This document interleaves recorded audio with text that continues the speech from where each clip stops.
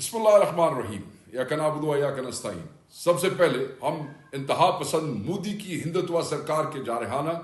بزدلانہ،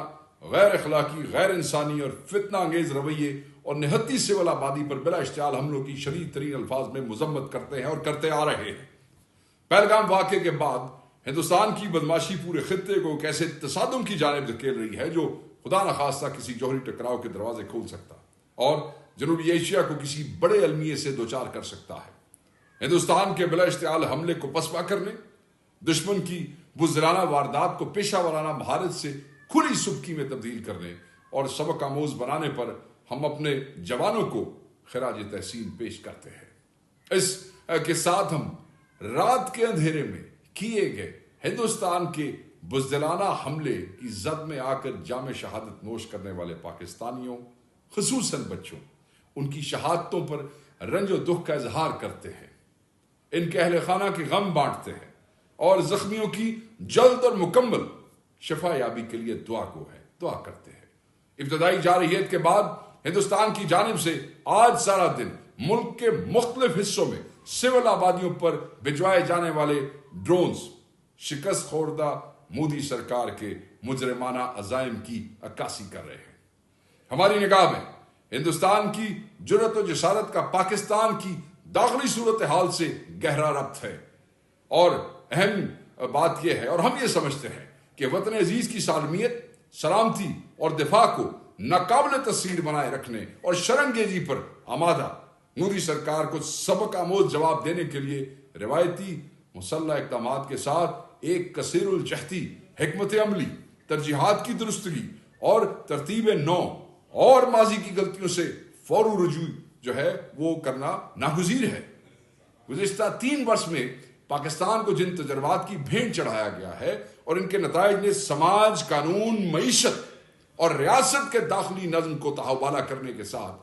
ہماری قومی سلامتی کے لیے ان خطرات کو بھی ہوا دی ہے، جن کی نشاندہی عمران خان صاحب اور پاکستان تحریک انصاف نہایت دردمندی سے تسلسل سے کرتے آئے ہیں۔ شرم و حیا کو بالائے طاق رکھتے ہوئے نتائج سے بے پرواہ ہندوستان آج ہمیں جس انداز میں للکار رہا ہے، اور پاکستان کی سالمیت ہمارے شہریوں کی زندگیوں سے پوشیدہ اور کھلے کھیل کھیلنے،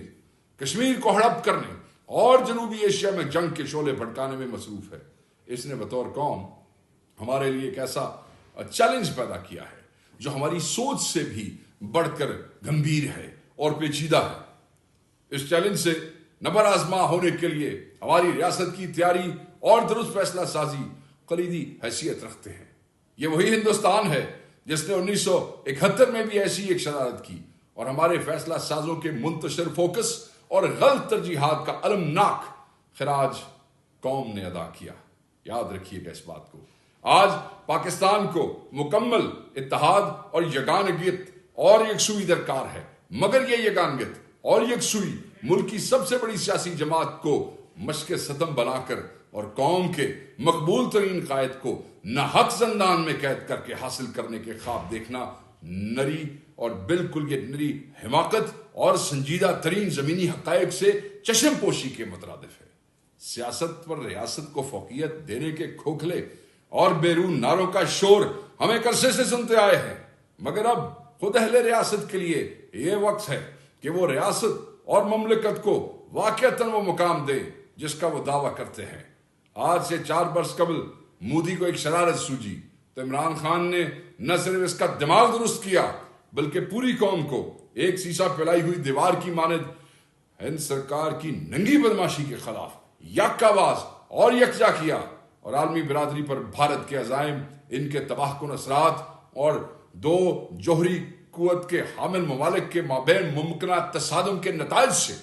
اہل عالم کو پوری سرگرمی سے خبردار کرتے ہوئے پاکستان کی سالمیت، سلامتی اور دفاع بھی ناقابل تسخیر رکھا، اور خطے کے امن کو بھی مودی کی شرارتوں کی بھینٹ چڑھنے سے کامیابی سے بچایا۔ آج بھی پوری قوم مینڈیٹ چوروں اور وہاں سے جمع کر کے اقتدار کی دیوار میں چنے جانے والی اینٹوں اور روڑوں کی جانب نہیں، بلکہ اڈیالہ میں ناحق قید اپنے حقیقی قائد عمران خان کی جانب دیکھ رہی ہے۔ چنانچہ ہم پرزور انداز میں دہرا رہے ہیں، بار بار کہہ رہے ہیں اور وہ یہ ہے کہ جارحیت اور جنگ کے اس ماحول میں محض عمران خان ہی قوم کو یکجا اور متحد کرنے کی صلاحیت رکھتے ہیں، جبکہ کھلی دھاندلی اور فارم 47 کے خمیر سے جنم پانے والی حکومت کی بے عملی ایک جانب بدماش ہندوستان کے حوصلے بڑھا رہی ہے، تو دوسری جانب اس کے عمل سے مودی کی خاموش معاونت کا بھی تاثر زور پکڑتا جا رہا ہے۔ چنانچہ ان نازک ترین حالات میں عمران خان پاکستان کی سالمیت، سلامتی اور خود مختاری کے ضامن اور ملک کو دشمن کے ناپاک عزائم سے بچانے کے پوری طرح اہل ہیں۔ ان کے علاوہ یہ کام کوئی اور نہیں کر سکتا ہے۔